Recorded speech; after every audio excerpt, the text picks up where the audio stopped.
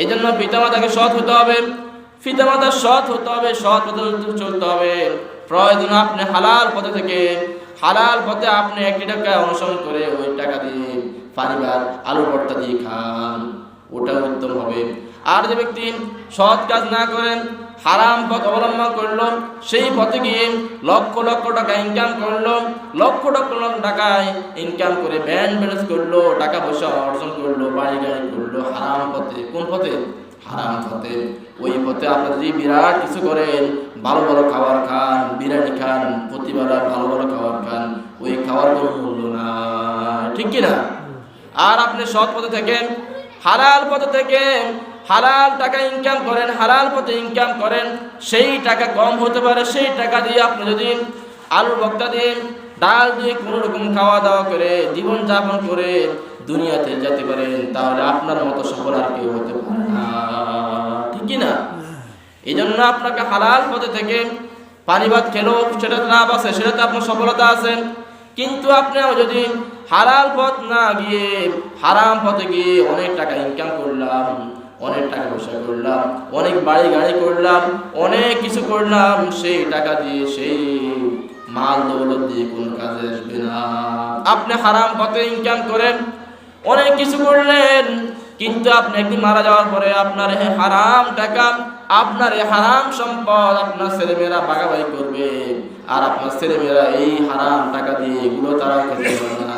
তারা এই টাকা দিয়ে, তারা এই সম্পদ দিয়ে তাস খেলবে, জুয়া খেলবে, বাবা খাবে, ঠিক কিনা? কারণ এটা তো হালাল না। এই জন্য হালাল টাকা কখনো আপনাকে বরকত দিবে। কারণ হলো আমরা দেখি গরু প্রতি বছর একটা বাচ্চা দেয়, কয়টা দেয়? কয়টা দেয়? প্রতি বছর গরু একটা বাচ্চা দেয়। মুসলমানরা কত খানা যে খায়, প্রতিদিন গরুর গোশত খায়, বিভিন্ন আয়োজনে, আল্লাহর খানা, বীর খানা, বিভিন্ন খানাতে গরুর গোশত হয়। প্রতিদিন মানুষেরা গরু জবাই করে, এরপরও গরু আর গরু, গরুর কোনো অভাব নাই। গরুর বাজারে গেলে দেখা যায় অনেক গরু, কারণ হলো গরুটা হলো হালাল। আর দেখা যায় কুকুর কয়েক মাস পরে 6, 7টা, 12টা বাচ্চা দেয়, অনেকগুলো জন্মের মতো বাচ্চা দেয়, এরপরও কুকুর বাচ্চা দেয়, বরকত নাই। কারণ হলো কুকুর হলো হারাম। অনেক বাচ্চা হওয়ার পরও 7, 8টা বাচ্চা দেয়, এরপরও বাচ্চার মধ্যে কোনো বরকত না, ঠিক কিনা?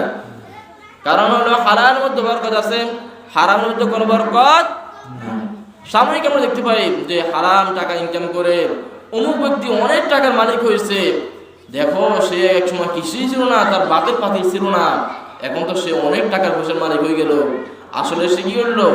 হারাম পথে অনুসরণ করলো, অন্যকে কি মারধর করে, আত্মসাৎ করে, অন্য জায়গা জমি লুণ্ঠন করে অনেক টাকা পয়সার মালিক হলো। আর আমরা বললাম পুরো দেখো ওই ব্যক্তির এক সময় বাপের পাতিল ছিল না, এখন দেখো সে অনেক টাকা মালিক হয়েছে। দেখতে আমরা কি তাকে সফল মনে করি? আসলে সেই সফল না, সে হলো ব্যর্থ, তার মতো হতভাগা কেউ হতে পারে না, ঠিক না?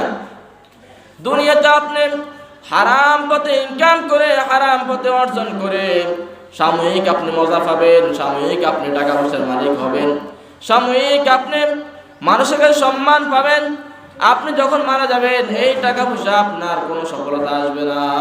এই টাকা পয়সা ইনকাম করার কারণে, হারাম টাকা ইনকাম করার কারণে আপনার ছেলে মেয়ে আপনার জবাব দিবে না, আপনার জবাব আপনার ছেলে মেয়ে দিবে না, আপনার আত্মীয় স্বজন কেউ দিবে না। কিন্তু আপনি যে হারাম পথে ইনকাম করে অনেক সম্পদ অর্জন করলেন, সেই টাকা নিয়ে, সেই সম্পদ নিয়ে তারা ভাগাভাগি করবে, কিন্তু তারা কেউ আপনার প্রশ্নের জবাব দিবে না। আপনার প্রশ্নের জবাব আপনাকেই দিতে হবে, ঠিক কিনা? আল্লাহ বান্দাকে জিজ্ঞেস করলাম, বান্দা তুমি যে হারাম পথে ইনকাম করছো, এটা তো আমি নিষেধ করছিলাম, কেন মানো নাই? তখন কি যারা থাকবে? তখন তো দিতে পারবে না, ঠিক কিনা? এই জন্য পরকালে দেখা যাবে অনেক ব্যক্তিরা মানে মানুষ থেকে টাকা পয়সা নিয়ে আত্মসাৎ করে জোর দিয়ে নিয়েছিল, পরকালে তো আর টাকা পয়সার লেনদেন হবে না। হবে? পরকালে আপনার টাকা পয়সার লেনদেন হবে না যে এই ব্যক্তি আমার থেকে 5,000 টাকা খেয়ে ফেলছে, জোর করে আমাকে সেই টাকা দেয় নাই, তো পরকালে আল্লাহ কি টাকা পয়সার লেনদেন হবে? হবে না।